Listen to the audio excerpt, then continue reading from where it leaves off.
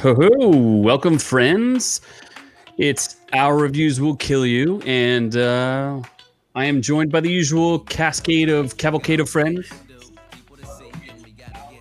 Sorry, we'll wait for you. Technical stuff. It's all good. Shut up, you. Anyway, you know how these things go. And today we're going to do a special conversation here, and we have the normal folks. We have Noob and Scott, and then our very special guest, Ben Beck, who is from the Next Level Podcast Network. And he's also one of the panel leads at many a comic book convention. Very exciting to have a real life expert in the house. Sometimes we get experts of things. Usually they're like drink experts, and others like we don't actually get like subject matter experts that we can actually have a discussion. And tonight's discussion is going to be about WandaVision, which just wrapped its season finale. I feel like that's a lot of pressure. Call me an expert. That's a lot of pressure, but I'm hopeful I'll live up to it. So, Ben, before we get started, just tell us a little bit about your podcast and what you do there, and then we'll get into some WandaVision. Yeah, man. First off, thanks for the invite to bring me on. This is I've been looking forward to this since I got it. So I've been a podcaster for years, panel moderator for years, and I basically the easiest place to find me, the nextlevelnetwork.com. That's where you can find all of the podcasts on the network. I host a couple there myself. We Have to Go Back Lost Revisited podcast, which is a Lost Rewatch podcast. The Spotlight, which is just about to enter into its 7th season, where I interview celebrity guests. I've had people like, all the guys from Whose Line Is It Anyway and Mystery Science Theater to Stephen Amell and, the people from the Arrowverse. I've had Omar Epps, over 200 guests. And like I said, 7th season coming soon. And then my new podcast, which is going to be launching by the end of the month, which is a film-centric podcast called Wilhelm, which I'm really looking forward to finally diving into. And I'm going to assume that the Wilhelm that's a reference to the Wilhelm scream. It is, and you are one of the first people to actually get that reference. Thank you. And have the reference. I don't know. Did you catch it? I did. So yes, we're, I guess we would consider ourselves film buffs, and we do our little review thing here. So I guess we'll just get right into it. Hold on. I have a quick question. So is it true that you have met Stephen Amell in person? Oh, I have met Stephen on multiple occasions and shared the stage with him a couple times too. Oh, that's hot. So did you, let's go a little further. You're going to start, are you sweating? Did you get to, I'm already sweating in the nether regions. Did you get to grab his biceps, and are they, second part question, are they as delicious as they look on Arrow? I have not grabbed his biceps. Oh, goddamn. Can we just, all right, next guest. All right. Maybe I have. Maybe I have in the course of taking photos. I don't know. Maybe accidentally maybe brushed a bicep. That's hot. All right. Catch me, gay thoughts. He wasn't aware of it. That makes it better. All right. Okay. Oh my gosh. Woo, already regretting this decision. All right, here we go. This is the rated 5 minutes. podcast. Not even 5 minutes in. That didn't take long at all. I know a lot of times when guests come on, they're like, what can we say and not say? And I'm like, there's literally not a thing you cannot say. You may regret it in the morning, but you can say whatever you want on this podcast. It's so funny too, because like I've had people get excited, like, oh, you've met Karen Gillan, you've met Lauren Cohan, you've met all these people. You're the first one. You're the first guy. I don't give a shit about any of those people. For me meeting Amell. No, yeah, Stephen Amell is fucking awesome. He is genuinely a very nice guy. I can say that. Is he Canadian or is he is Canadian? Oh, yes, that's why he's so nice. Yes, obviously, it's a prerequisite. Apparently, it's I think the harsh weather sometimes makes people nicer. So. All right, so can we now get into the Disney Plus? Yes, we can now. So we're going to talk Disney Plus and WandaVision. It's obviously the first MCU show that's come out, starring Paul Bettany and Elizabeth Olsen, amongst a handful of other fun guest spots that they had. Why don't we start? We'll start with maybe with what the Rotten Tomatoes stuff says.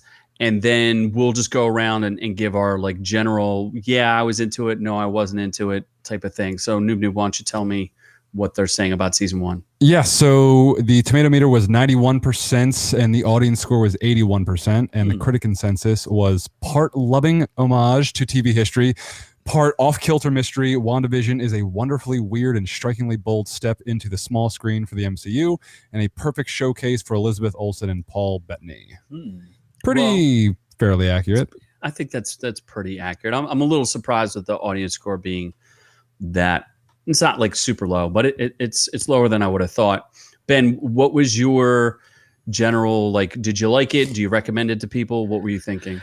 Oh, so first off, being a fan of anything the MCU does at this point, I was very excited for when it first launched. I knew it was going to be something different. I knew it was going to be something unique. It absolutely lived up to both of those monikers by the end of it. It was something where I know a lot of people I talked to couldn't get into it right from the beginning. And being such an MCU faithful, I told people, I was like, you know what? If it's not your thing, that's fine. I'm just saying, give it a couple more episodes, stick with it. I promise you I don't know what it's going to be, but something's going to pay off. And I ended up start to finish. I was in from the first episode. Yeah. And I was actually telling Scott about this earlier. I was one of those people that from episode 4 until the end, I stayed up until 3 a.m. Waiting for it to drop. Yeah. Waiting for it to drop because I didn't want to risk any spoilers being out there for me to have it ruined. And they tried so hard. Yeah, and I know people that do it. I've given spoilers before too, but I've really reined it in. So like I was like, you know what? I want to see what's going to happen. I need to see it when it airs. So yeah, I waited up from episode 4 through 9. I was up until 3 a.m. waiting for it to drop, to the point where this is the first week I haven't done it in 5. I don't know what to do with myself tonight. Couldn't you have just like gone to bed early and set an alarm, or you kind of went full bore and just stayed up the entire time? No, I stayed up with friends on Zoom. We hung out until like 3 a.m. playing like Jackbox games and stupid shit like that just to keep ourselves occupied. And it was basically just to keep ourselves occupied until 3 a.m.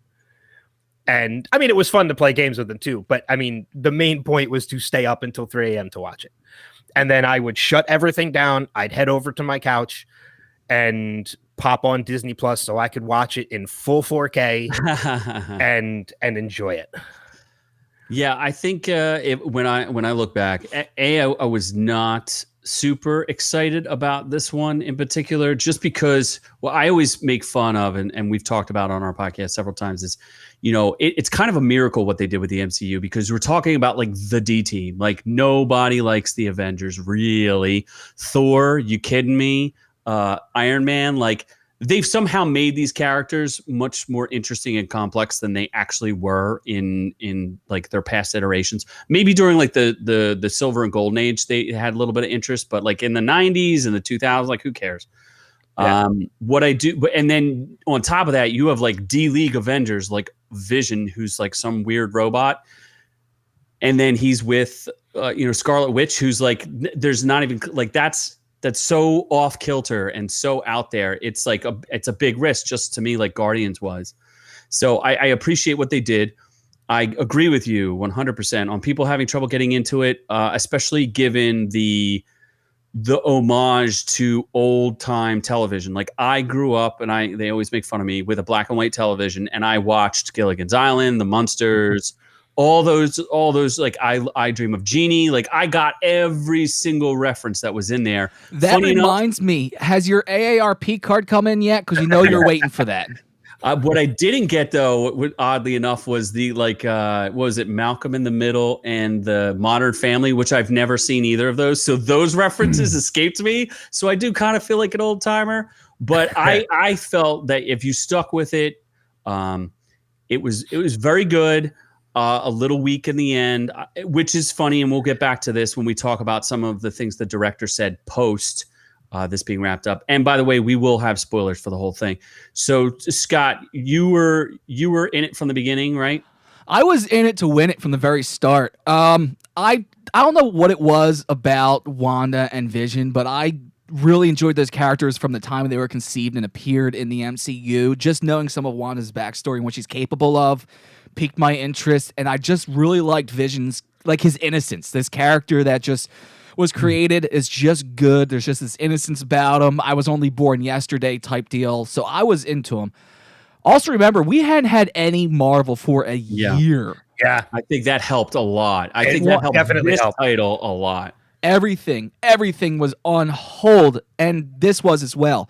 So for this to be the first big Marvel thing to come back, and we're still living off the energy that was Infinity Wars and Endgame years later, it's still there for me. I was looking forward to this from the very start. And yeah, from episode 1 that was black and white, I didn't get a lot of those old references because I never had a black and white TV, but so I wasn't into those shows growing up. I wasn't into those late night, those Dick Van Dykes and everything else. So I didn't get the references, but I did kind of know what was going on. So when I had people say, "Oh, I can't get this," my response was, "You know what? Just stick with it," because I knew that it was going to get better, and thankfully it did. And I stuck with it. I didn't stay up till 3 a.m. every night, but I stuck with it, and it paid off for commitment. me. It's called commitment.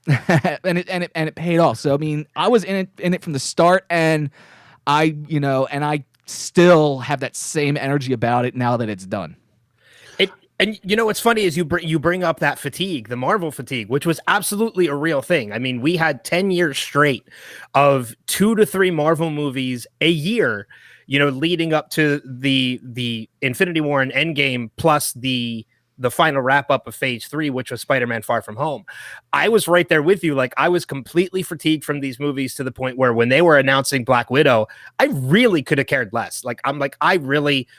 Her story's already been wrapped up in the main MCU. I don't really need to see a prequel. I'm not interested in this. And then if anything good came out of the way this past year was, we got a break from everything Marvel to the point where WandaVision is the first thing that we got.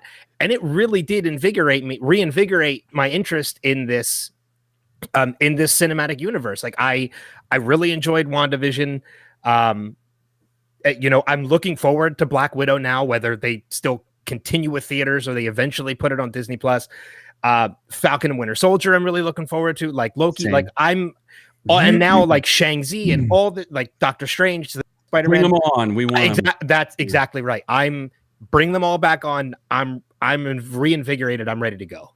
I know Noob hated it from the beginning because he doesn't understand old time anything because they suck. That was filmed before he could black watch and white TV sucks. He doesn't understand. It's too complicated for him.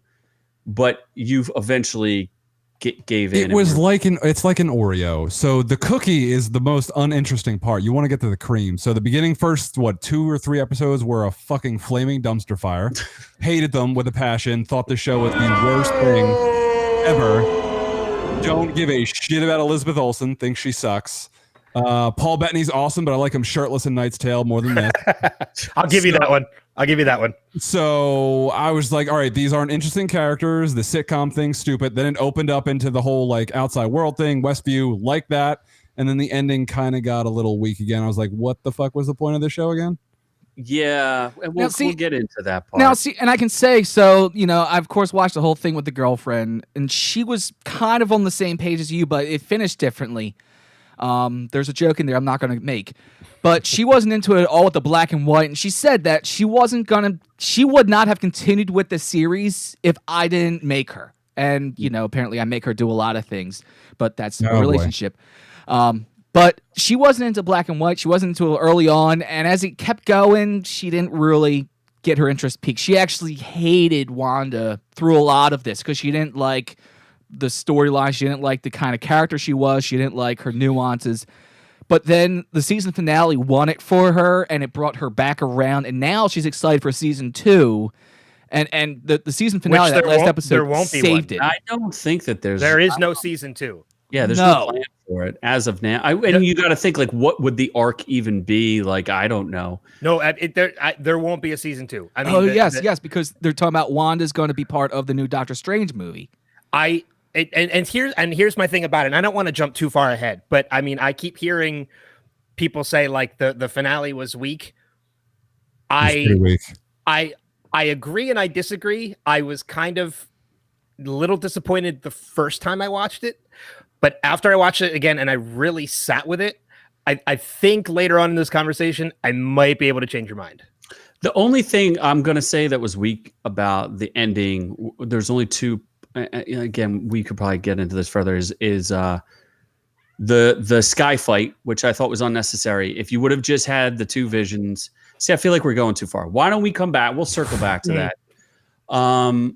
Because there's even like some theories as to what is Wanda going to be up to. You know, what is her relationship going to be with Doctor Strange? But I guess we could skip through like all the Easter eggs because every single episode was just laden full of Easter eggs. It was just almost overwhelming. The one thing I did enjoy about the show is like the kind of like, you know how Netflix just kind of dumps everything at the same time. I think this model of weekly really does work for these type of shows where people are, you know, it extends the excitement over many weeks. And like you said, you kind of build a whole routine around it. I think that really benefited this show as well, especially it being a mystery. Well, I mean, not only that, but this show over the course of 9 episodes became, out of all the Marvel properties, this is the one Marvel property that people made the most theories about. And you would not, like, I'm talking like theories where you made a theory at the end of episode 4, and by the end of episode 5, your theory was completely null and void because it completely undid it. And then you had a new theory by the end of episode 5, but by the end of episode 6, that was done. You would not have gotten that if this was a completely binge 9 episodes in one night kind of deal. There's no time to theorize. So when you do it weekly like this, you give people that time to theorize. And I think one of the biggest complaints people have with this series is they made so many theories, and most of them, if not all of them, none of them came to fruition. None of them, no. And that disappointed a lot of people. Because the theories probably are better than the actual show. The only thing I do have some problems with the show because there are some threads that were kind of planted and not pulled. So why don't we kind of get into that part where I wanted to talk about. So, for example, the woman in the you know how they have that woman's group and they have like the like little tea party thing, and there's the blonde woman and Dottie. Yeah. What happened with that? Nothing came to fruition. She says directly to her, "Who are you?" Right. And then you're just like, okay, she's nothing. It doesn't matter. Like, I didn't get that part. That was one unresolved thread. Dottie was a red herring. So I think that's a misstep by them in general. When you have a show, I get red herrings. That's fine. But then to never have her in the show after that ever again, kind of like Mr. Scratchy.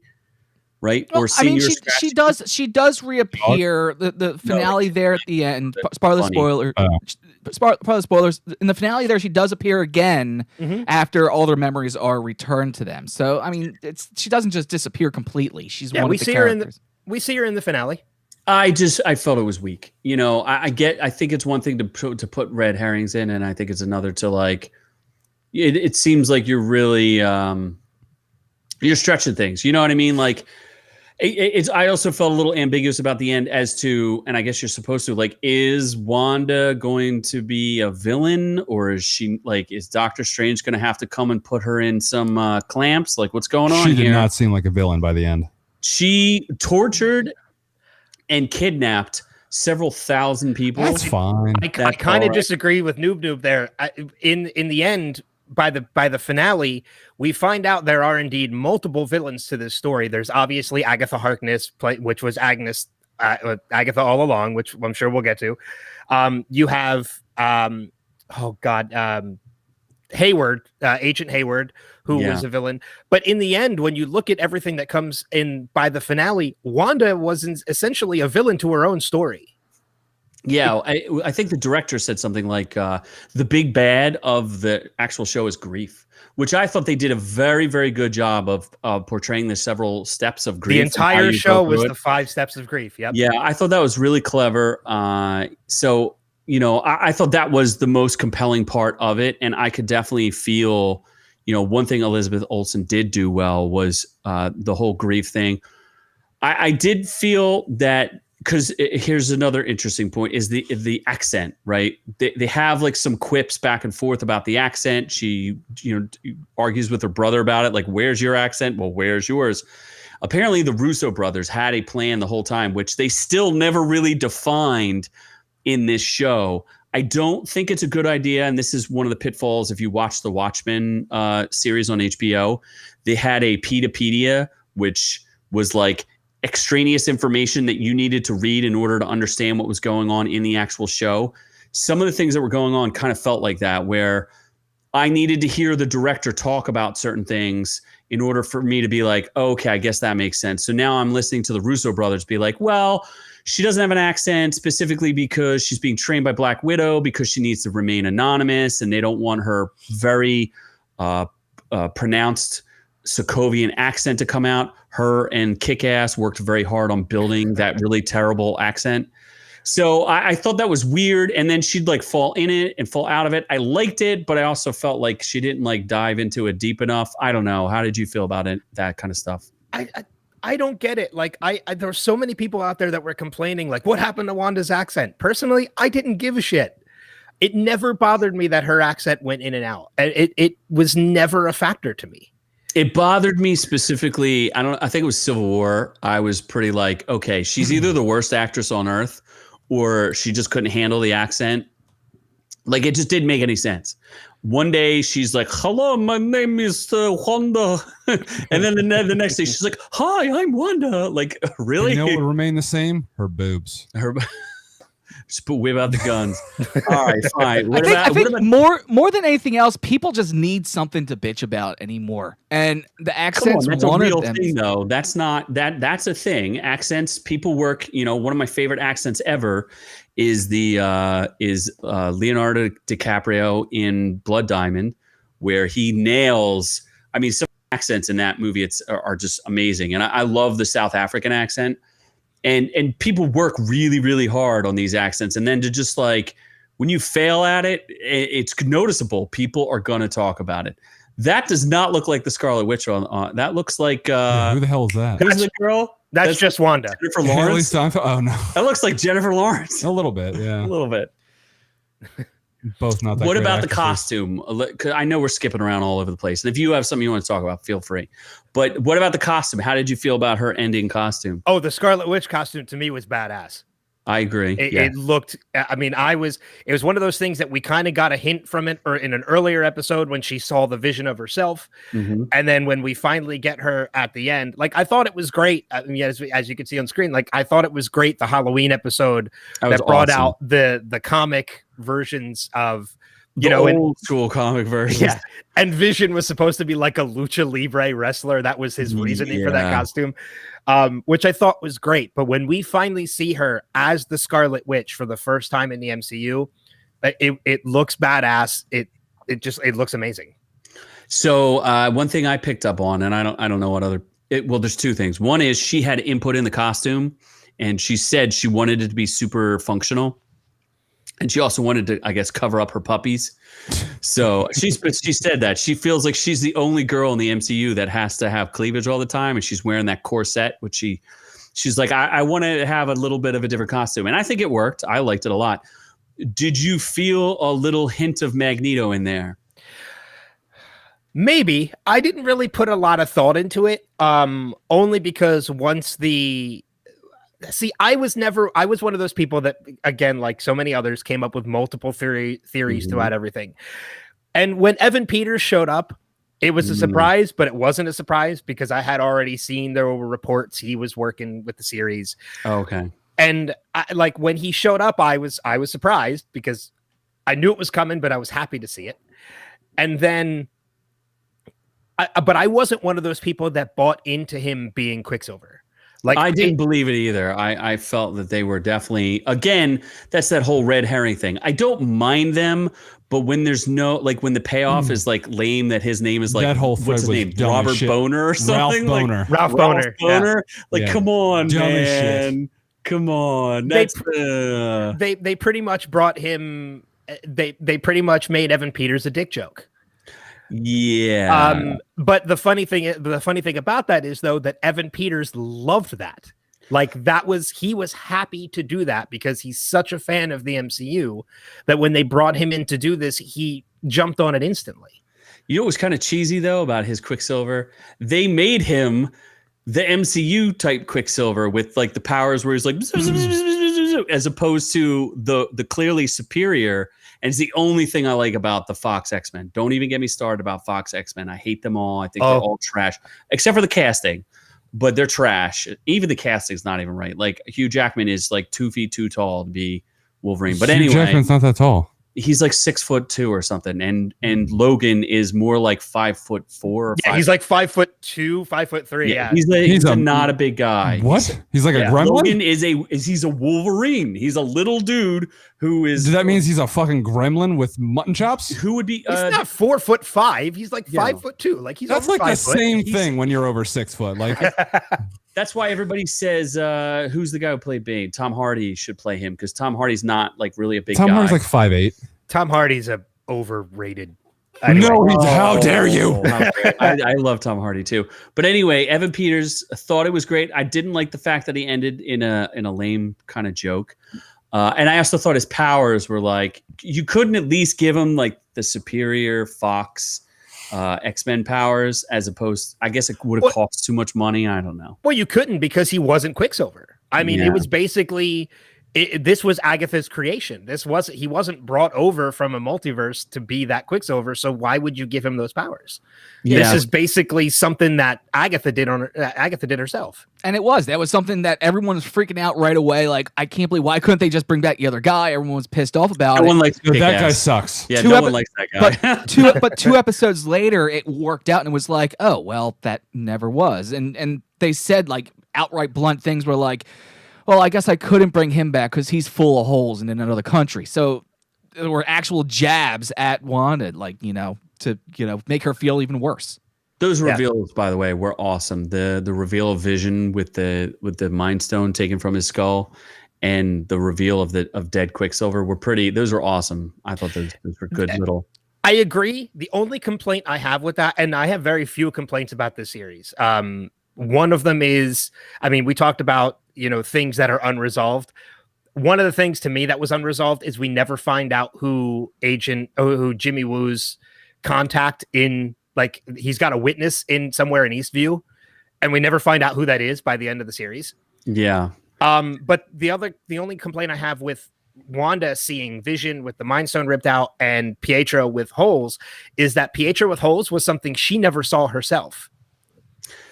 Did she not see him die? No. She did. She didn't. She felt him die. She never saw it. Oh, yes, she was. She was in a different part. It was Robin Hood. It was Robin Hood that saw him die. Robin Hood, yeah. Hawkeye. Yes, Hawkeye. That guy. It was Legolas. Yes. There you go. Yeah. Yeah. Wanda never saw Pietro die. She only felt it. But she would have seen the body afterwards because remember, Hawkeye did take the body back with him. All right, that's a good point. Hawkeye did drag the body back, landed the body on the shield sled, and laid down on the bench next to him, looking down at him. Yeah, that's a good point. I didn't think about that. Okay. And then she might have had to. Okay, so here's another question: did she or did she not take the Vision's corpse? Because there's video camera, so they just made that up. That Haywood faked it. That's pretty interesting to fake, but okay. Yeah. No, actually, it wasn't really faked. What he showed was the footage of her breaking the glass and going down and floating down to the floor, which actually did happen. The footage that he showed in the camp afterwards was that footage of her breaking the glass and floating down, but cut it before she walked away and didn't actually take the body. Image of her dragging the corpse, but I only watched it once. They showed her breaking the glass and causing the chaos. But it cut before it was her. And if it was her taking the body, it was doctored footage because it was very clear she left. And then the only way for White Vision to show up later was for her to not take the body. Yeah. You're right. Yeah. And Jimmy Woo and Darcy, I think, were good additions. Glad to see them. Darcy just disappears at the end. She kind of just disappears at the end. She disappeared at the end because of COVID restrictions. They had not finished production on the series yet. So it was very easy for them to have her in a truck isolated on her own, crashing into Haywood. So she didn't have to be around other people. It was because of COVID restrictions that her character storyline kind of got unfortunately cut short. It felt a little cut short to me. Yeah, I mean, that's my only thing after watching it and thinking about it. It just didn't feel as complete as it probably could have. And the director did kind of allude to that. So do you guys want to talk about some of the director's commentary? Well, also, I want to point out, like, thankfully Jimmy Woo was there, because if it wasn't for that, Z would have had no reason to learn that stupid card trick. Exactly. Did you learn the card trick? I did learn the card trick. Very cool. Sure. If I had a card, I would do it right. I did it on air once before. I'll do it on air again. Though. And you know what? 100% worked. And that was such a great moment when in the first and not in the first episode arc, but in that fourth episode when he meets Monica and he introduces himself by flipping that card. Yeah. Like that was kind of like, if you've been paying attention to the MCU, when you see that, you're like, all right, that was pretty awesome. Cool. Yeah. Because that's like a four movie, 4 appearance arc, because it started in Ant-Man. Where he's just been an Ant-Man, right? No, I think it was only Ant-Man and the Wasp. That was it. It was just that. It was only Ant-Man and the Wasp. He was in the first Ant-Man, though. Nope. No, sure about that? He did not come into play until after Infinity War, when Scott was on house arrest. I thought he investigated Scott the first time. You could easily look that up. He may have said that, but he didn't actually appear in any of the movies until Ant-Man and the Wasp. I thought when he first met him, Scott pulled that trick on him with the card, and then like you see him like studying magic. That's because he was under house arrest. That was all he could do. He couldn't leave his house. So that's Ant-Man and the Wasp. Just look up Jimmy. What's his name? I don't know what his actual name is. That's all right, Ben. You and I'll just sit here and be like, yeah, we already know. We've got it. We've got this covered. We know the answer. It's those a-holes over there have to fact check us. It's cool. We'll just sit here and wait. Plus 10 more, dummy. I'm gonna just sit here and just enjoy my Lefroy. You know. Okay, so what was the I said the director's comments, right? Sure. Yes. Okay, so the director, I don't know why they do this. He came out and said, he's like, I hope people aren't disappointed. Before the finale was released, he's like, I hope people aren't disappointed with the finale, because I feel like he was disappointed with the finale, which is a little strange.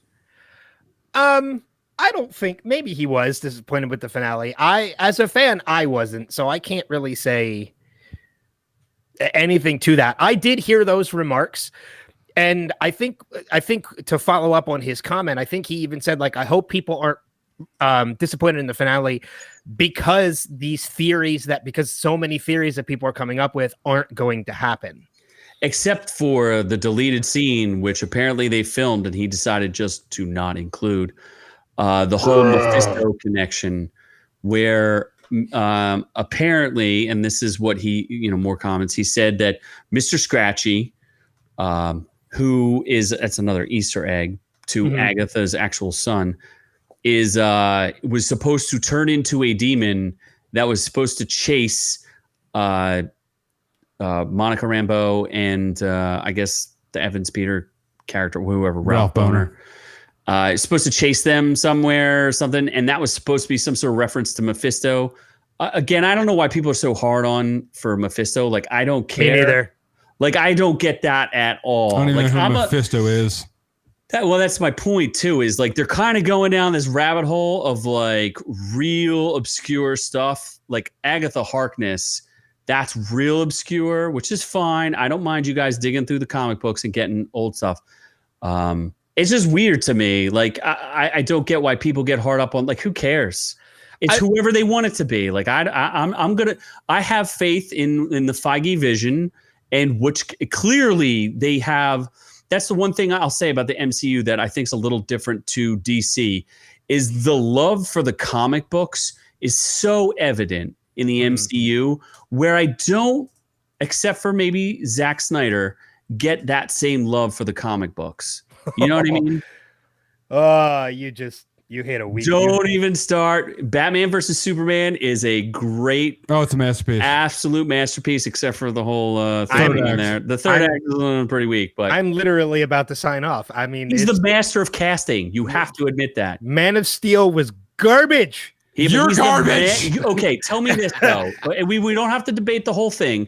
This is a whole separate episode. He's the master of casting. Henry Cavill is Superman. Yes or no? Henry Cavill is a fantastic Superman. Okay, And he would have been garbage. he would have been better had he had great material to work okay, with. That's okay. Okay, Gal Gadot as Wonder Woman. Gal Gadot as Wonder Woman, and I'll even top it. Ben Affleck is probably one of the best Batman we've gotten in a long time. What about Jason Momoa as Aquaman? Absolutely redefining the character. Jason Momoa met and drank with the man. Absolute sweetheart. Perfect casting.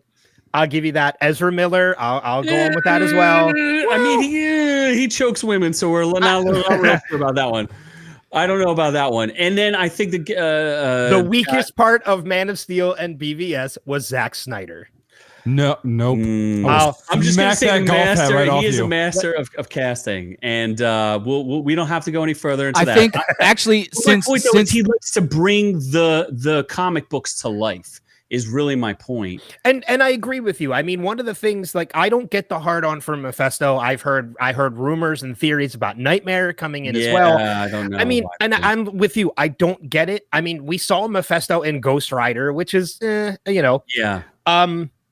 which is not part of the MCU. So they very easily could have brought Mephisto in if they wanted to. But when you look at the MCU as a whole and what we've gotten so far, yes, they're comic book series, but they're also series that are they try to ground them in real life as much as possible. So when you start toying with the idea of bringing, like, witches is one thing because witches have existed.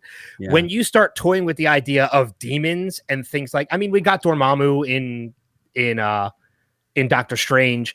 When you start toying with demons like Mephisto and things like that, it kind of brings a hokiness into the MCU that I don't think is needed yet. If ever. I agree. I think they're treading down.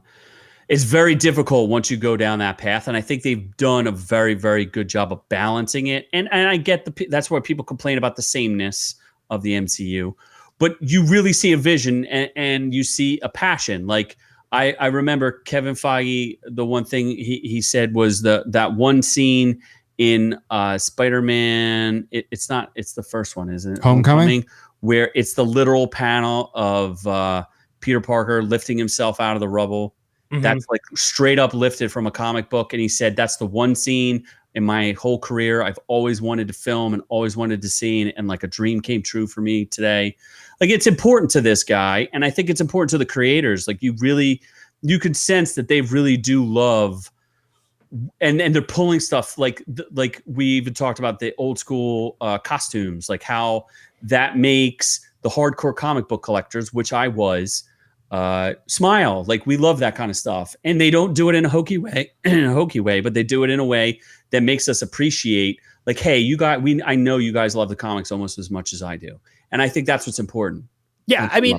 And Feige and whatever directors they get, whether it's the Russo brothers or Taika Waititi, like, they've all been great about giving us moments that they know the fans wanted before the fans even knew they wanted. Yeah. I mean, you look at Endgame. I mean, I most of the Marvel movies I saw opening night, and including Infinity War and Endgame. And seeing Endgame opening night is one of the greatest theater experiences I have ever had and probably will ever have, because I was one of those nuts cheering and yelling along with the entire theater. Like, so for example, Captain America picking up and wielding Mjolnir was something I never anticipated happening. And when we got it, I never knew I wanted it until I got it. Yeah. So Feige has a vision for this entire thing that even all these theories, I mean, throughout WandaVision, we got hints of the possibility of Reed Richards coming in at some point because of the scientist that Monica knows. It's a little weird that it paid. Like, I don't believe that it paid off with that woman who brought the gear to them. I think she was just the military liaison, and that was just a thing. But yeah, I agree with you. Like, where they're like throwing in hints, and I like how they don't paint themselves into corners. You're actually making, I guess, my next point, which was the retconning of Wanda having powers, i.e. being a mutant prior to her contact with the Mind Stone. Yeah. And I thought that was a perfect retcon, because it was always very suspicious that these two little children survived for 2 days with a ticking bomb sitting in front of them, and nothing happened to them. And they always hammered that point home. And I really felt that was probably one of the best part of the series, was when she went through, when Agatha took her through her past. I thought that really grounded the show into something that was like this kind of like weird hokey thing into like, no, this is really about grief and revisiting all of the things in your past that forged who you were. And that was one of my favorite episodes of the series, to be completely honest. I mean, it was very, as far as action wise and, Easter eggs and things like that, we got a couple, but it wasn't as full as the other episodes. But story wise, that episode drove it home. Yeah. It was great seeing, the conversation that Wanda and Vision have sitting on the bed at Avengers headquarters, like, got me teary eyed. Like, there was so many emotional moments and story moments that that was probably my favorite episode of the entire series. Yeah. And I think, but that retcon to me is it's huge for the future of the MCU. But it's perfectly legitimate. Like it just came so naturally that I was like, wow, that really makes sense. And that's where they don't paint themselves into corners. And that's maybe where I have a problem with the red herrings in this one. I think it's a little clumsier than they've done in the past where, they could be talking about Reed Richards in this one, right? And Mr. Scratchy could be Mephisto, like whatever. That's the only thing. I just felt like it, and these are just nitpicks. Like, I still think the show is absolutely fantastic. So, these are just little tiny nitpicks on things. And it's only because we love it. We really care that much. Well, the Reed Richards reference that we got, well, we're assuming it's Reed Richards. It hasn't been proven that it is. And Monica Rambeau gearing up to become Photon, which we got a lot more of that in the finale, in the cutscene of the finale. These are all things that, okay, they didn't pay off in WandaVision, but WandaVision is not the end of the MCU. I have full confidence that Feige and the rest of the people behind Marvel are going to give us payoffs to these references. Maybe people are disappointed we didn't get them by the end of the finale of WandaVision. We're going to get them. It's just a matter of waiting it out. Yeah. Yeah. And I guess that could lead us to let's talk about Agatha, and then we can kind of move to the finale. But were you I thought that was pretty cute. I know the actor, whatever. Catherine Hahn. She's like kind of moved to tears almost by the fact that her little jingle thing was like #1 on iTunes. I thought it was fascinating that they did that. It was a really cute throwback. It reminded me kind of a little bit of I Dream of Jeannie type thing. It was a total take on the Munsters. That's true. That sounded like Yeah. I was when it was revealed that Agatha was the villain, one of the villains of the story, I was a little thrown at first because Agatha in the comic books is more of an anti-hero. She's not a villain. She's not a hero. She's just kind of a go-between. Mm-hmm. And she's in the comic books, she's always been a mentor of Wanda's. So when they turned out to make her the villain with the Agatha all along thing, I was kind of thrown a little bit. But then by the end of the episode, I'm like, okay, where are they going to go with this? But that's also one of the reasons why I love that episode with Wanda and Agatha going through Wanda's past. And then into the finale with the runes around the hex is like, okay, yes, they made Agatha the villain, but in many ways, she still taught Wanda a lot. Did. She still ended up unintentionally becoming Wanda's mentor. She even told her to read the book, basically, that she's with at the end. That actually leads to that whether or not Wanda's going to be the hero or the villain later on. Because here's the very, very end, that after credit scene where Wanda's reading from the book, which is basically what, the Book of the Damned or what something it was. It's the Darkhold. Yeah, it's the Book of the Damned. Yeah. So what about the fact that Agatha is really a Fantastic Four character, and they kind of didn't shoehorn her into this, but that was a little strange. That's why so many people were assuming that this was going to be a connection to the Fantastic Four, because she makes her first appearance in a Fantastic Four book, and she's primarily known as, I guess, the babysitter. Like, it's a little weird. Well, she, in the comic books, she has a kid who becomes one of the Fantastic Four. Yeah. Her son becomes, not one of the Fantastic Four, but her son is a Richards. Yeah. Or Franklin Richards, which I think is the son. I could be totally off on this, so if any of your listeners correct me on this, it's fine. I think is the son of Agatha and Reed. I could be off. I think she raises the kid, like she's their au pair, maybe. sort of. I know there's a connection to her raising. You're right. Franklin is the son of Reed and Sue, but Agatha takes up a mentorship with Franklin. Yeah, I'm pretty sure, and I'm pretty sure her first appearance was a Fantastic Four, and I know she was created by Stan Lee and Jack Kirby. So yeah, look, there she is holding Franklin Reed's hands, right? So Auntie Agatha.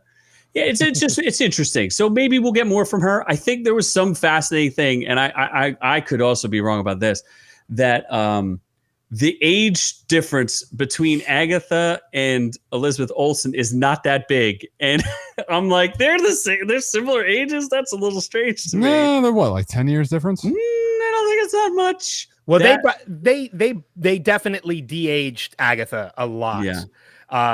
But I just want to say too, I've been a fan of Catherine Hahn's since well before this. I mean, we're talking about going like the Step Brothers. Well, not even before Step Brothers. She's 47. Oh no, Christopher. Sorry. I was gonna say, you know who's older? Oh my God, who's the girl from Pearl Harbor that we? Kate Beckinsale. Kate Beckinsale is older than Catherine Hahn. That was the point I was trying to make, and I was like, how on this earth? How is Kate Beckinsale not some sort of alien that she is older than Catherine Hahn? Now, how is that even humanly possible? Sorry, detour. Blew my mind. Just wanted to point that out to the folks. It's fine. I mean, we all know Paul Rudd doesn't age either. So cheers to whatever that is. Absolutely. He also has a fetish for like old timey women in like World War II stuff. So absolutely. Well, you don't have a fetish for Kate Beckinsale. Oh no, Kate Beckinsale. I take her in Underworld more than Pearl Harbor, but sure. Yeah. You bring up the weirdest references, and I love it. That's what he's there for. All right, sorry, I cut you off. I'm so sorry for that. It was a mind-blowing moment. What was the point? Agatha, whatever, the Hark shit. Harkness? I don't know what was her point. She didn't accomplish anything. She just wanted the power for herself. She felt like it was undeserved to Wanda, and she didn't understand why Wanda was picked. And it's really just based on the fact that Wanda was exposed to the Mind Stone. So she's just a greedy bitch. Well, I mean, the basic summary of the story is that Wanda created this whole hex, this whole Eastview or Westview thing as a way to grieve for the loss of Vision, because she didn't have that opportunity. She disappeared for 5 years. She came back. Vision was gone. This was her grieving process, and that's why a lot of people compare the 5 stages of grief that she goes through this. Agatha Harkness, being a witch, sensed this power, wanted it for herself, and inserted herself into Wanda's story. She like dipped in because she's like, ooh, juicy. And Wanda, not knowing any better, because she doesn't know every person that's in Westview, she just knows she controls them. Agatha pretended to be another controlled citizen of Westview. She inserted herself into Wanda's story, and that was to take the power herself. And that was an interesting twist as well, where like Wanda. You could tell that Wanda knew she was controlling everybody. She didn't know to what level. She thought that she had more control where everyone wasn't aware of what's going on. Everyone was happy when everyone was actually feeling her pain, what she was also unaware of. So there's so many different levels to this and to the control and to the aspect of everything else where they could have stretched this out into like 5 more episodes. Yeah, I also guess I think they did a good job of setting up Monica Rambeau for, I guess, the next Captain Marvel, which is just interesting to me. So there's rumors, and you can confirm or deny these, that Miss Marvel, Captain Marvel, and Monica Rambeau will be all in Captain Marvel 2. Confirmed. Does that mean, in your opinion, that Brie Olsen and the backlash against her is that indicative of that, or is that just their vision and they don't like? How much of it is fan influence? Because clearly there's a little bit of a disconnect between. I mean, the movie made $1 billion. Don't get me wrong, but people aren't the biggest fan. Her YouTube channel's not doing all that hot. Like, I don't know. Pterodactyl feet. I don't know if you knew that. Did you call her Brie Olsen or Brie Larson? Brie Larson. Okay. Did I call her Brie Olsen? I also meant that she was a porn star. Just kidding. But I don't know. Like, I don't really like her as Captain Marvel. I feel like but I do like Monica Rambeau, and I like the actress I would prefer her over Brie. She's just a bitch.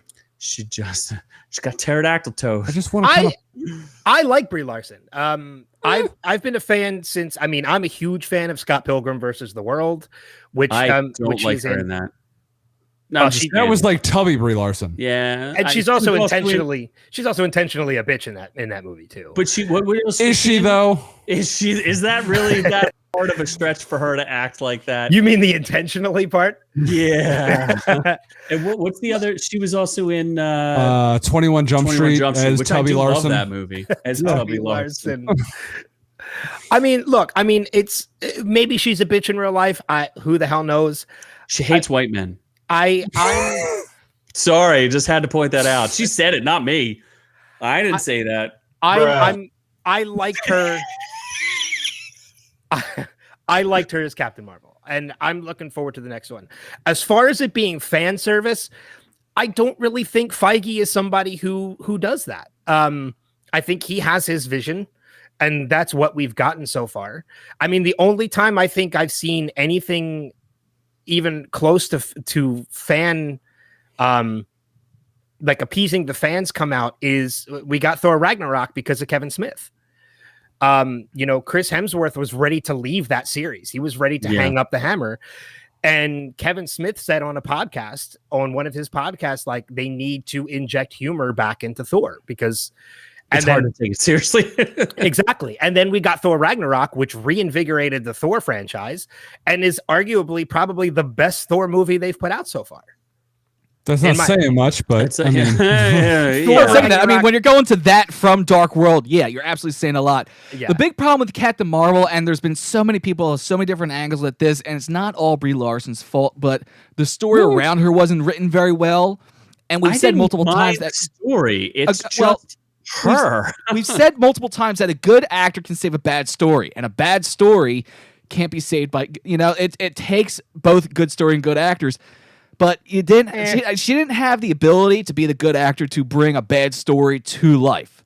So there was so much wrong with that movie that it was just this compound of events that just did not work out. Where Sam Jackson turned out to be the most interesting person, and then behind him a cat.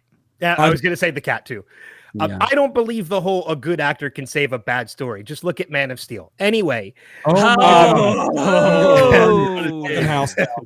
a dig. Oh my God.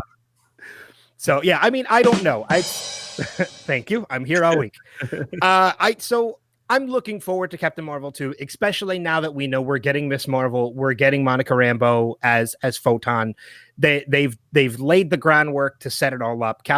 Miss Marvel's going to get her own feature film as well. I thought she was going to get a series. Getting a series, you're right. Yeah.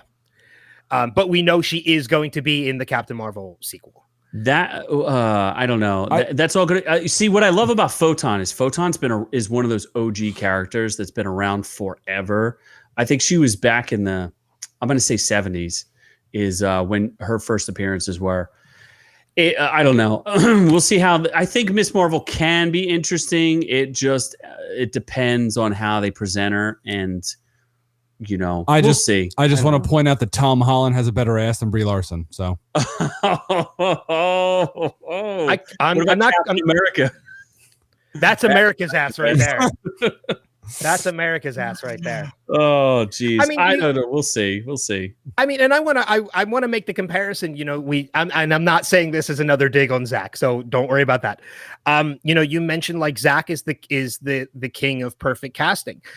Feige is the same way, though. I mean, you look at all the casting we've got. Robert Downey Jr. is a perfect Tony Stark. Chris Evans is Captain America. I mean, yes, there are arguments to be made, obviously, about Brie Larson as Captain Marvel, but Chris Pratt, like Dave he hits more than he loses. I would definitely say he hits more than he loses. I think the Eternals will be a good litmus test because it's going to be a little weird because like Angelina Jolie is such an icon. How do you pull her out of being, or even I don't know if there's rumors of Keanu Reeves being in something. Keanu, though, is like a blank slate, though. Like, he kind of just is whatever he sucks at acting, but he's so likable. Yeah, he's not the greatest actor, but he's so blank on screen that you just believe you are the everyman that he always is. He's the everyman, and you insert yourself into him, and he's so good at it. You can't deny that the guy has something. He's got a screen presence. I mean, it's not great acting. I mean, but I kind of put him in a similar category to Nicolas Cage. Nicolas Cage is not a great actor. He's just a maniac. But he's a maniac on screen, and he's fun to watch. Yeah, and that's how Keanu is too. I think Keanu is a better actor than Nick Cage, but I agree with you. I think Keanu's he's not an Oscar-winning performance actor, but he's fun to watch. So you put him in a Marvel property, I'm gonna watch it. Oh, I'm definitely gonna watch it. I just don't know how I'm gonna feel. Like, are these people going to be able to pull off these characters? Where most of the casting has been very good. I just think it's gonna be tricky because now you're out of you had phase one, like your whole first phase of like whatever, because now it's like a whole new Marvel universe. It was the first 21 movies, and now it's going to be a whole new animal. No one necessarily knows what direction they're going in, and I'm sure he has an idea. But just here's all I ask: keep Lucasfilm the hell away from the MCU, please. Agreed. Do not allow anyone from Lucasfilm. Don't take Kevin Feige to go fix Lucasfilm. Lucasfilm is its own dumpster fire. I like Favreau. I want to keep him over there. Whatever. Let's not get into Lucasfilm. Let's talk about White Vision. The White Vision and the conclusion. I have a White Vision. White Vision for the future. Dude. You're so stupid. Yes, this is what it's evolved into. He is very stupid. That was good. I did that unintentionally. Oh, no, you didn't. No, I really did. No, you didn't. But he's an idiot. I mean, you mentioned the White Vision. I know one of the things I always said was I'm like, holy shit, I've got double vision. Oh, there you go. That's another one, although White Vision might be better. I do like the conversation that they have between the two visions where he, instead of and that's what I wish they didn't do, is instead of having that sky fight, why didn't they have I would have been okay with the fight in this book. It's not a bookstore, whatever, library. I don't even know what it is. Let's have the fight in the library, but then have them actually have a conversation, because this was a point I wanted to bring up earlier. As much as people bag on Age of Ultron, and obviously Josh Whedon, there's issues there, but one of my favorite bits of dialogue in the entire MCU is the concept of Ultron, James Spader, talking to Paul Bettany, the two robots, speaking about their perception of what humanity is and should be, between two non-humans talking about. I just think that's a cool thing. So now you have the Vision talking about to him, essentially to himself, what am I if I'm not real, and you, what are you?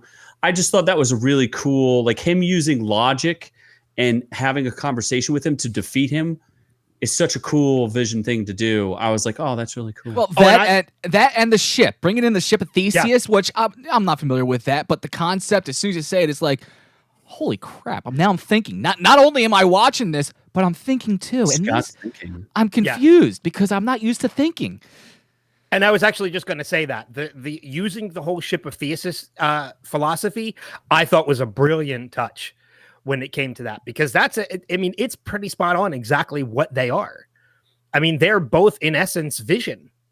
Yeah. And one of them becomes Vision, the true Vision by the end, and it's White Vision, who flies off, and I'm sure we're going to see again in the MCU. Yeah, I have no doubt. One of my favorite things, though, about the Vision on Vision thing, though, was a couple weeks before the finale aired, Vanity Fair did an interview with Paul Bettany. Oh yeah, uh-huh. In which he said, a lot of people were excited by Evan Peters showing up, but there's still another character that's going to be introduced. I can't wait for people to see him because he's played by somebody I've always wanted to work with, and I love the scenes that we have together. And then when we see White Vision at the end of episode 8, I'm like, holy shit, they brought in White Vision. And then about 10 minutes later, it clicked. I'm like, he was talking about himself. You cheeky British bastard! You were talking about yourself. Yeah. And I know that pissed some people off, but to me, that made me love Paul Bettany all the more.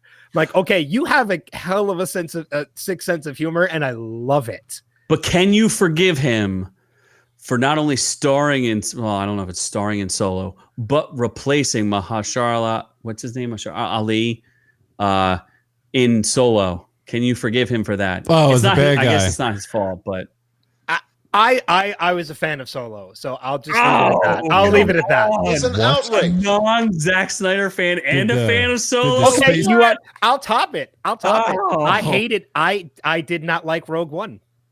I didn't that was garbage too. Okay. Nothing makes sense about that movie. In fact, the trailers, that movie was. I don't even want to get into the Darth Vader thing. I know people think that's cool as hell. That was the only part of the was tired when he got on the ship when he got on Leia's ship in A New Hope. Is he just tired by that point? And he doesn't feel like attacking anybody. He just sends all the stormtroopers in. That's what makes him so badass, is that he lets the stormtroopers do the work for him. He doesn't have to go and kill like 20 dudes. Why would he do that? He's got like 1 million disposable troopers that he could send in to go. Let's not turn this into Star Wars. Yeah, let's turn it back to Marvel. What I want to say is when this scene happened, when he had the two visions talking to each other, and he said, "Let me bring your memories back," and he touches the stone, and it brings everything back, and they do all the flashbacks. That was another actual cheer out loud moment for me. And I didn't expect to do that, but I just did, like, viscerally, when it was like, Vision's actually back. And I actually had like that visceral like excitement where it's like, oh, that's the actual Vision. He's actually back. And I was so sad when he disappeared and didn't come back. Well, and that's a callback. And that's a callback to Age of Ultron too. I mean, that was a similar step when it was Vision that gave Ultron. When he touches Ultron and we see that rush of yellow through his circuitry, that was very similar to what Vision did to White Vision, in that he touches the stone and we see that flash of yellow. So that was another callback to Age of Ultron, as was when White Vision first appeared in the finale and grabbed Wanda by the head to squeeze. That was also Ultron, I believe, doing that to Vision, or Vision doing that to Ultron at the end of Age of Ultron. So they were two Age of Ultron callbacks from this whole thing. Which, let's be real, the Synthezoid would have just crushed her head like a peach. Like, she was done at that point. There was like, once he went there, he could have just been like, done. Like, there was no squeezing. She wasn't like, you're squeezing my head. He could have just been like, pop, like a pea. Maybe he was still thinking that she, and you don't know what his orders were. His orders might not have been to kill her. It might have been to detain her. You know, like, as much as they want to make that guy a bad guy, what's that agent's name? Like, he might not just be a cold-blooded killer. Like, Hayward, yeah. I mean, you know, he may have tried to shoot her, but he knows she's super powered. That doesn't mean he was necessarily trying to, like, kill her. He might have been trying to immobilize her. Like, it's not 100% clear. You know, he's just a government stooge. Then he shot at little kids. So, yeah, he turned him pretty villainous at the end there. Yeah, but those little kids were also super powered, so you can't, like... But he didn't know that. From watching the show? Oh, yes, he did. Yes, he did. Yes, he did. It was after they had disarmed the rest of the troopers. Yeah. Well, I don't know. Well, no. Yes, he did. Yes, he did. You're right. I think he saw the same timeline though, right? Because like because the show, even though the show had continued in the Hex, it never aired after like that one episode where she made the Hex completely red. The show never aired outside of the Hex. The show went on inside, but it stopped airing outside of it. So the people outside of the Hex never saw the Modern Family. They never saw the Malcolm in the Middle. They never saw that stuff. So they knew that Wanda had kids, but they didn't see the Halloween episode where the kids had abilities. Yeah. So I guess was there any other points that we needed to touch on? Did we hit everything? I want to say to the people that were disappointed in this finale, I get where people are coming from, but here's my thought process as to why I kind of, by the end, I really loved what they did. One of the theories I had from the very beginning of this, I mean, people had multiple theories about this is going to bring mutants into it and all that fun stuff, which never happened. Well, kind of technically did, because we found out Wanda had the abilities before Age of Ultron. One of the theories I had is that Vision and the kids were going to walk out of, somehow going to be alive by the end of all of this. Yeah. And when that didn't happen, I love the emotional goodbye that we got. Like, I'm a sap, so that got me teary. But, you know, and I understand some people were disappointed by that and that the kids went away, Vision went away. Here's what I think. Here's my take on it. Wanda Maximoff is arguably one of the most powerful people in Marvel Comics. There are some that are more powerful, but she is one of the most powerful. And even what we got from her in Endgame where she literally could have single-handedly taken on Thanos if he didn't rain down on her. Mm-hmm. That is still only a sliver of her abilities, of her true abilities. We know that grief is part of her loss of vision, and we know that she's going to be an important part of the Marvel universe going forward. They needed some kind of vehicle to make that transition. And this is what WandaVision became. It was the 5 stages of grief for Wanda. It was, I mean, literally, they said from the beginning, this is going to be a tie-in to Doctor Strange and the Multiverse of Madness. The only thing that tied us to that was that after credit scene. That was it. Yeah. Well, they mentioned him, but not like, it wasn't. Wanda needed, the ending that we got was the ending that Wanda needed.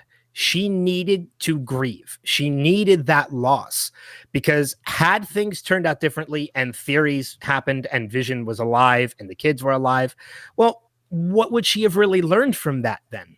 She wouldn't have learned acceptance in a loss. She would have gotten everything she wanted, which is not the way to learn anything.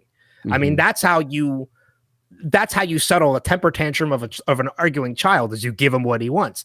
That's not how you learn. She needed this loss and she needed to accept it. What we got from WandaVision is going to make Wanda a much stronger character going forward. Had things played out differently, we wouldn't have gotten it. She wouldn't have been the Wanda that we need going forward. I mean, they even say her powers match those of Sorcerer Supreme, which is Doctor Strange. Or exceed them. Actually, Agatha said, you exceed stronger than Sorcerer Supreme. Well, definitely. If you go by the comic books, and what is it? The House of M? Is that the storyline? House of M is where she basically eliminates most mutants in the world. Well, super spoiler for 10 years from now, folks. And Ben, you say that she's watching. Hold on, I'm doing a super spoiler. This is a super spoiler for 10 years from now, when they finally introduce mutants 5 years from now, or 3 years down the road, and they've fully developed the X-Men universe again, and then they're going to have Elizabeth Olsen show back up and wipe out all mutants. They're all gone. That's what happens in House of M. So super spoiler. No, because I don't think we're getting House of M. Who the heck knows, man? 10 years from now? If we were going to get it, it would have been WandaVision. Because that's basically how House of M happens, is she is closed off in her own world. So unless she's going to close herself off again in her own world again, I really don't think they're going to go House of M. Hey, they might. You never know. You never know. I would much rather. They rebooted. What's it called? Like 4 times. I guess it's 3 times. But the Dark Phoenix saga. They rebooted it twice, and I was actually just going to say, like, I would rather them give us an actual Dark Phoenix storyline than the 2 trash versions we got already. Oh God, yes. Because I remember going to see like a screening of Dark Phoenix, and I was with a buddy of mine, and when the movie ended, we look at each other, we were like, well, that was a thing. Oh, why? Like, why did they do this? But Scott, you were ready to make a point. But you're saying, that you're saying Wanda is possibly one of the most, but there's more powerful characters than her. But we also had this argument with Captain Marvel, where Captain Marvel is completely overpowered and possibly the strongest character in the Marvel universe. Wanda and Marvel are the 2 characters who are actually powered by energy stones. They've actually taken in power stones, and they're powered by them. I don't know if there's characters more powerful than these 2. I think these 2 are the most powerful characters in the MCU. In the MCU, yes. In the comic books, there are more powerful characters. More powerful characters. Do you know who the most powerful mutant is in the Marvel comics? That would be Jubilee.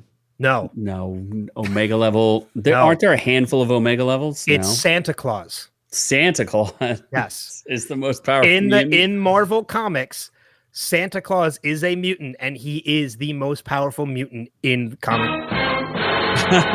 Yeah, no, you awake there? Noom fell asleep. I was like, you want to fact check that Santa Claus is the most powerful mutant ever? I thought Apocalypse was pretty powerful, but I could be wrong. But I mean, that was my take on WandaVision by the end. When I looked at it from that point of view, I really enjoyed what they gave us, and I have no major complaints about that series whatsoever. and I'll rewatch it.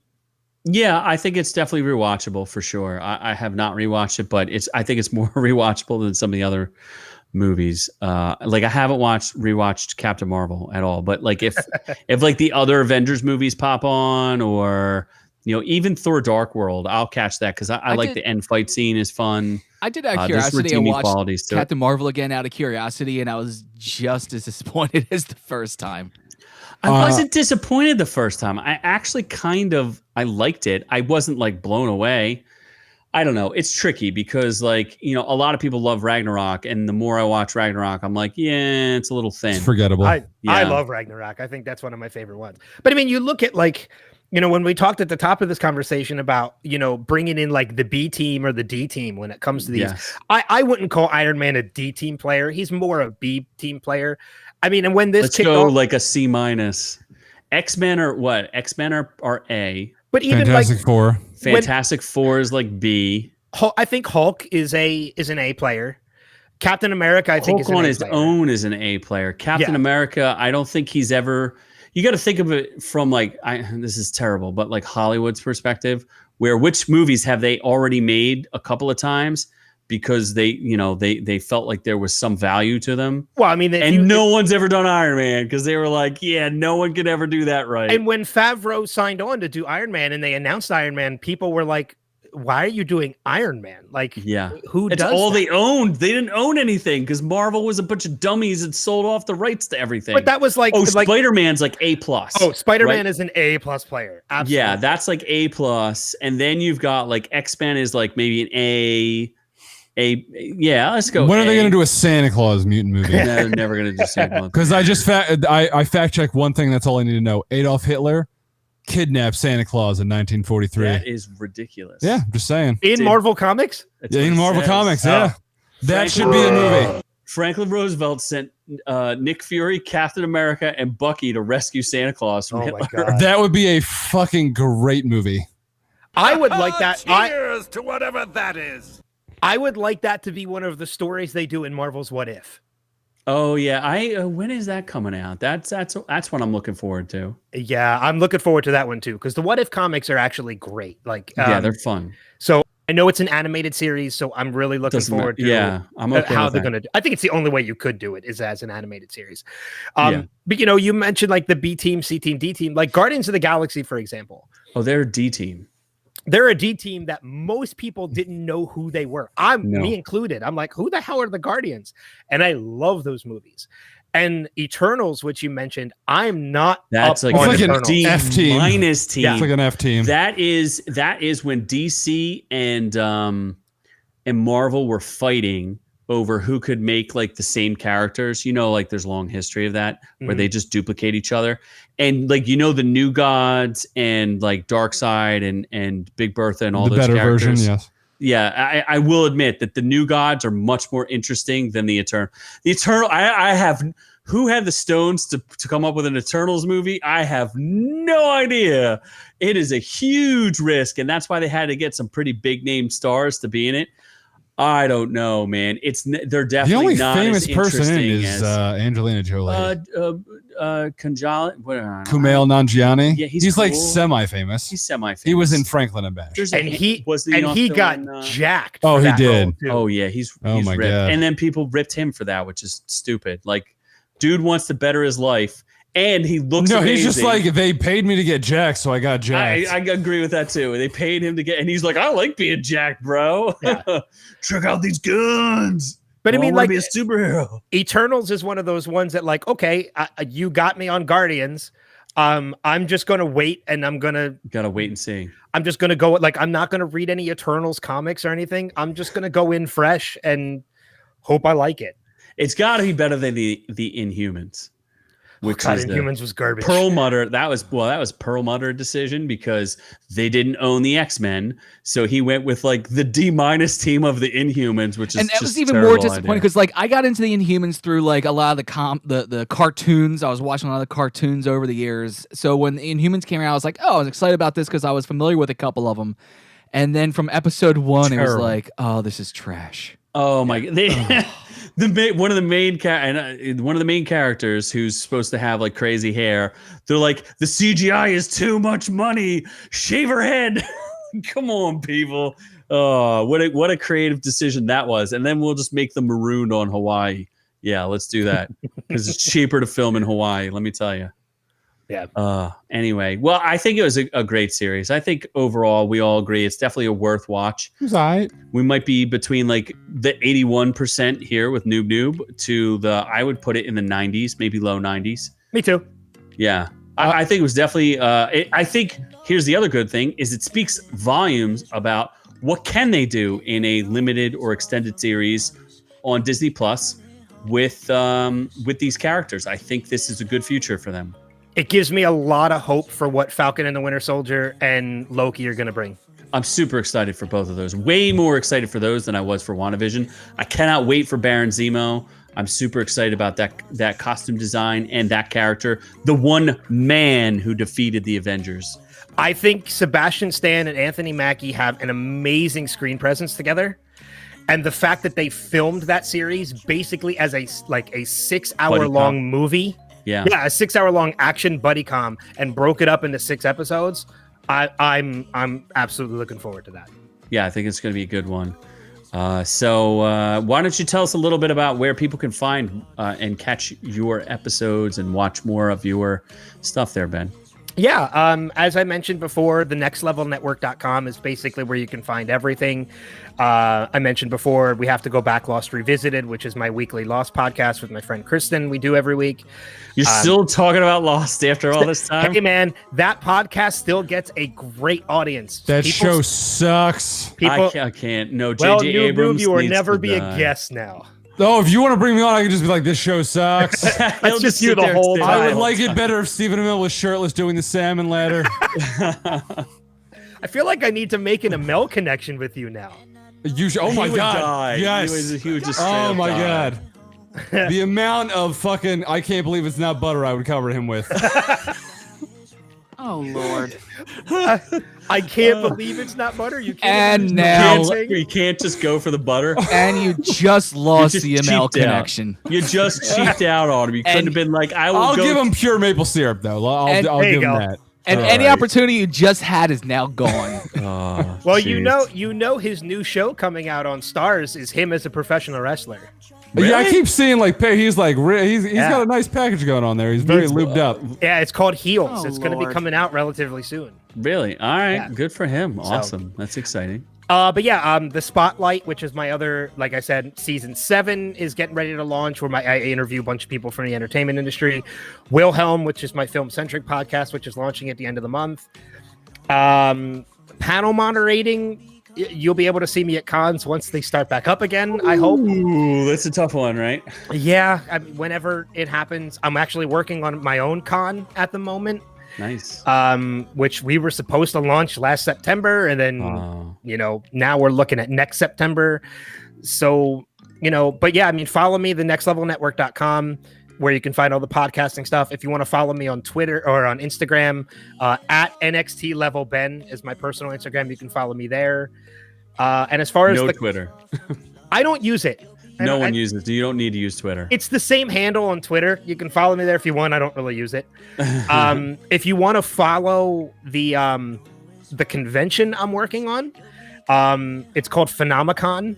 The website is thephenomicon.com, and it's the same thing with Instagram and Twitter at thephenomicon. You can follow it there too for news and updates as we progress forward. Noob Noob will dress as Noob Noob. I will. There you go. And if you just bring Stephen Amell, and I'll be there. Oh, I've already talked to Steven about it. Oh. What did he say? Oh, he's well. Noob Noob will be there then. And Steven said, "I'll go We'll as long as keep him Noob away. Noob's not." We'll bring a taser in case we need to. I will wear assless chaps as Arrow, No. and I will. Oh no! I have had conversations with Steven. Steven is actually kind of burnt out from cons at the moment, but we're hoping that by the time this pandemic ends and everything, we can kind of turn him back around and bring him on board. So it's looking hopeful. So hopefully we'll have him there. And I know John Barrowman we've talked to is a possibility and such. So we've got a number of things lined up. I don't want to reveal too much until ink is dry and Well, when you're But ready it's to working. do anything, let us know. We'll be happy to put the word out. And we'll have to bring you guys in to do a live podcast. I was going to say, 100%. my ink is very wet right now after all that. Okay. I'm sure the ink is not the only thing that is wet after the conversation about Amel. My God. I've been shirtless like the last couple episodes. I can bring in another one. Yeah, so Oh, basically, we'll jeez. do it, but we're gonna have to tie Noob down to his chair so he can't roam the floor. Like I said, maybe we'll put a shock collar on him, something where people will feel comfortable around Noob. And Z will just have a little buzzer in his pocket. Calm yourself. Oh, jeez. No, but thanks for having me on. This was fun. No, thank you. It was an awesome conversation. Very exciting. I hope to do more of them because I feel like we have other things to debate with you. I'm I sure feel we're like- going to see it. after next week when Justice League re-releases, we might have to bring Ben back because that's going to be a good Oh, that might screaming be an episode. interesting- You mean the movie that's going to be better than Avengers Endgame? Oh, well. What? I don't know What? about I'm that. leaving now. I don't know Leaving about now. that. We know it'll be better than the Justice League we got. Do you know what's It has funny to too? be. Is I'm sitting here staring at my desk, and out of all the trash I'm talking about, that movie, I have my Superman and Flash racing each other Funko Pops Oh, that's cool. because that was a moment I loved in Justice League, and Zack Snyder's just going to come in and undo the whole thing. So, Oh, we'll do oh that. my Justice God. League is garbage. Joss Whedon is garbage. That reshoot of that movie is the biggest trash I've ever Did Joss seen. Whedon Oh get my you on his God. casting couch? Is that why you have allegiance? let's Is like, let's save this for another episode. Oh So my stay God. tuned Back 2 weeks on. from now when OrkU and Ben get toe-to-toe over Justice League. In well- this corner, Zack yes. Snyder sucks. Oh, well, thank you my so Lord. much. I Ben. will tell you, his remake of Dawn of the Dead and Watchmen, I absolutely love. So, Oh, wow. You're a Watchmen fan. That's Yeah. a rare one. I love Watchmen as well. yeah. So, all right. Well, from all of us here, from Our Reviews Will Kill You, and from Ben from Next Level Podcast Network, to all of you at home, thank you so much for listening. Like and subscribe if you like this one. Make sure you follow Ben everywhere he is, and we will catch you on the next one.